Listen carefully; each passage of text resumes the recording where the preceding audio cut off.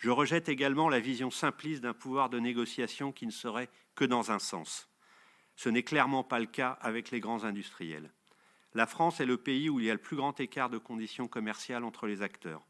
Auchan, qui a été l'enseigne la plus partenariale, qui a accepté avec trop de naïveté des hausses de tarifs in fine injustifiées, s'est fait discriminer au fil du temps de manière exorbitante. Certains fournisseurs ont pris le risque d'une péréquation excessive en appliquant des écarts d'achat considérables entre acteurs d'un même secteur, tout cela pour préserver un équilibre global, mais renforçant ainsi les uns au détriment des autres. Ils provoquent des concentrations et des rapprochements à l'achat qu'ils sont les premiers à dénoncer ensuite avec véhémence. Pour vous faire toucher du doigt l'ampleur de ces écarts, j'estime que si les 3 premiers distributeurs français payaient les mêmes prix que Auchan, c'est plus de 3 milliards d'euros de marge supplémentaire pour les industriels à marque.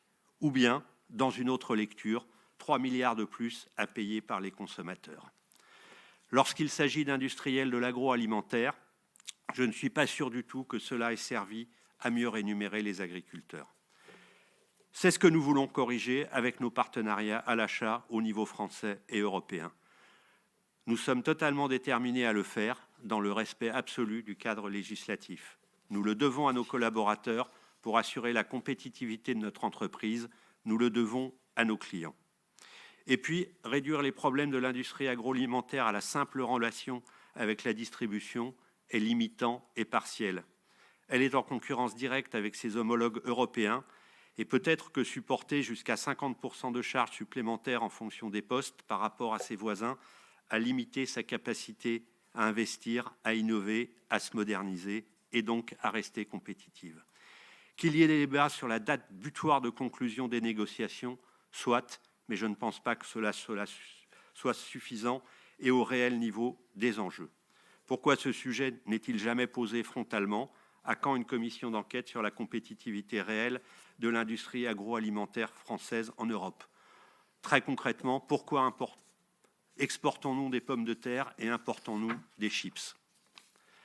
Troisième maillon, l'agriculteur et l'agriculture.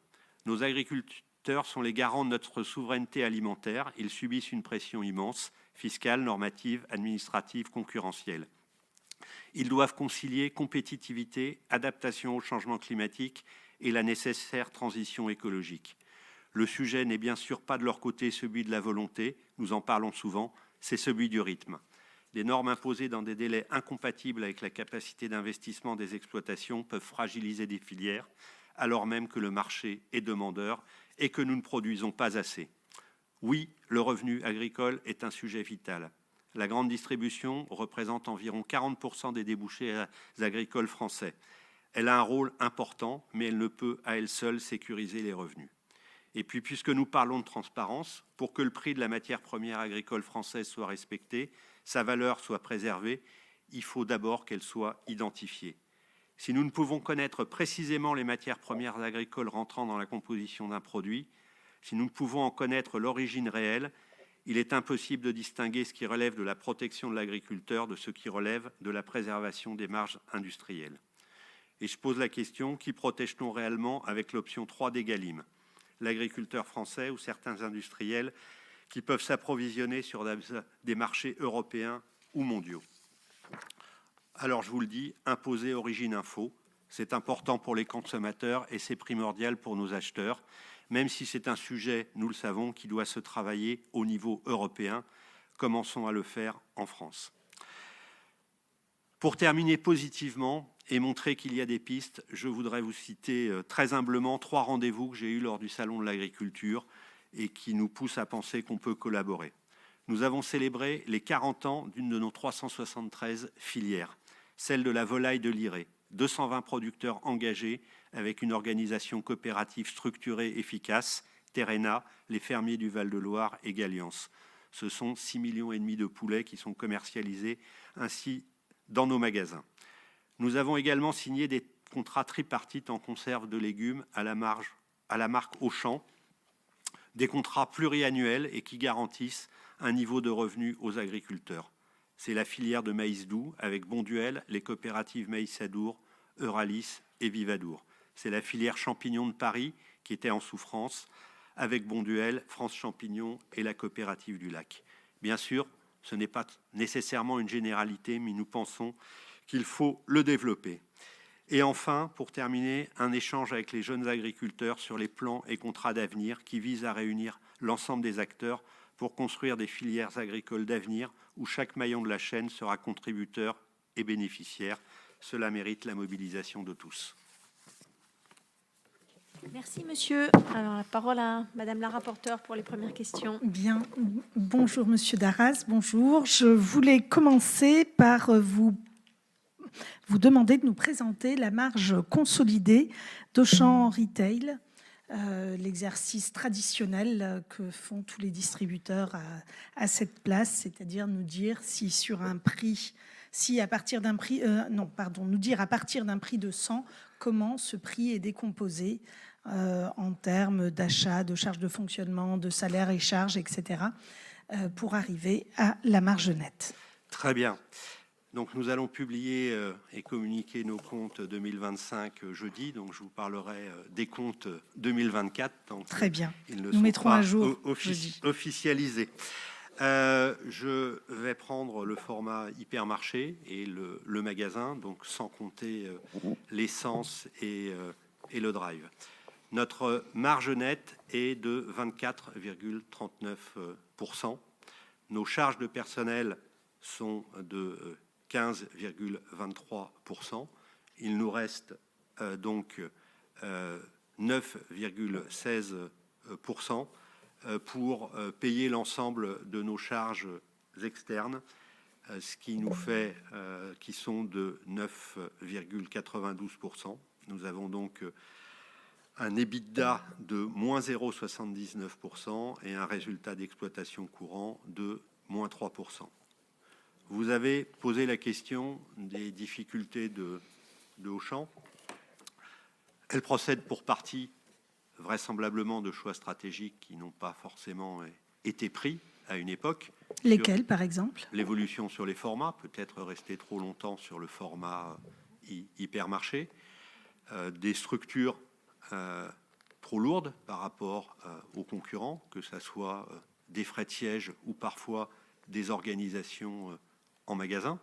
Et nous avons largement conscience de ce que nous avons à traiter et à régler. Nous sommes en train de le faire. Mais également, comme je l'ai mentionné dans mon propos liminaire, nos conditions d'achat qui soit nous dépositionnent, soit mettre nos marges sous contrainte.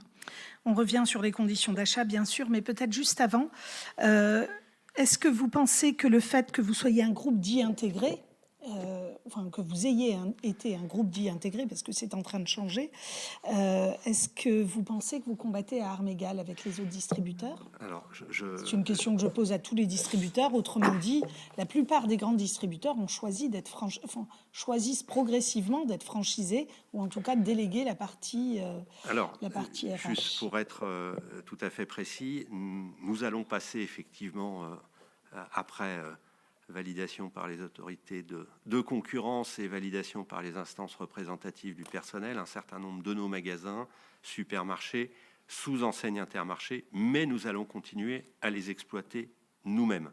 Voilà, donc nous en restons pleinement propriétaires et nous les exploitons.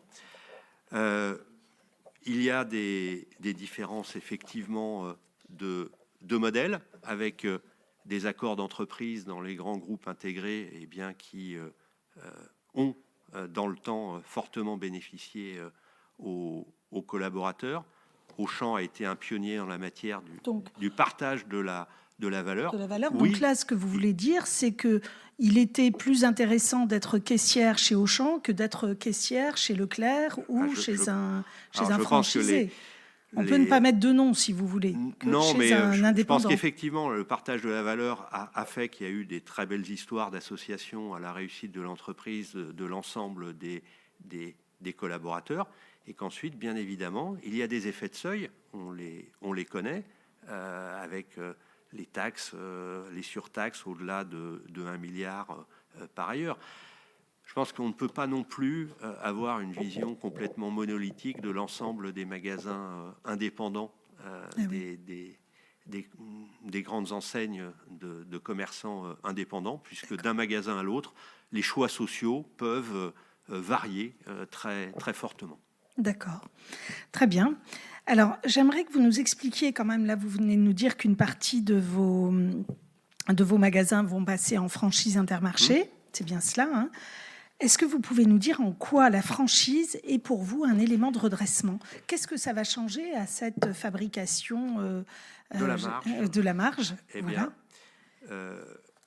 nous sommes partenaires dans une centrale européenne, nous sommes partenaires à l'achat et bien évidemment, il n'y a pas d'alignement des prix payés par Auchan sur les prix payés par Intermarché. Il y a un améliorateur commun et il y a une amélioration des conditions Auchan dès lors que nous avons des contreparties supplémentaires qui sont payées aux industriels. Le raisonnement provient de deux, trois éléments. La compétitivité prix, le fait que nos magasins passent en franchise Intermarché vont pouvoir bénéficier directement des conditions d'achat négociées par Intermarché, puisqu'ils seront livrés par Intermarché. Et au-delà, l'enseigne Intermarché a un vrai savoir-faire sur le format supermarché, avec des outils que je considère, moi, plus agiles. Et de notre côté, nous allons en profiter, étant certains de pouvoir avoir les armes pour lutter à armes égales sur la compétition des prix, de mettre des investissements forts sur les 3 prochaines années pour moderniser l'ensemble de ces magasins. Alors, si je comprends bien ce que vous dites, je reformule à ma manière, excusez-moi, mais moi je ne suis pas une spécialiste, quoique on va quand même finir par le devenir, hein, de la grande distribution. Mais si je reformule correctement, en fait, le fait de passer en franchise Intermarché signifie que vous allez avoir des prix d'achat de marchandises qui sont les prix d'Intermarché, c'est-à-dire moins chers que ce que vous aviez avec Auchan précédemment. Oui. Et donc ça peut être moins cher d'environ combien? Je ne vous demande pas de nous donner des secrets, hein, mais non, ça veut dire, c'est quoi la différence de prix d'achat? Publiquement, ce que nous avons dit, c'est que nous allons pouvoir baisser nos prix de vente consommateurs de 6 à 7 %. D'accord. C'est majeur. Ah ben oui, c'est majeur, bien sûr. Ça veut dire que la différence de prix qu'il y avait entre Auchan et Intermarché, par exemple, la différence de prix d'achat des marchandises était supérieure à 6 ou 7 %. Donc, on peut imaginer qu'elle est égale à 10, 12 %. Nous avons, enfin, je vous ai demandé un huis clos, je pense que ça sera... On en parlera pendant le huis clos, mais quand même, maintenant, on commence à avoir des bonnes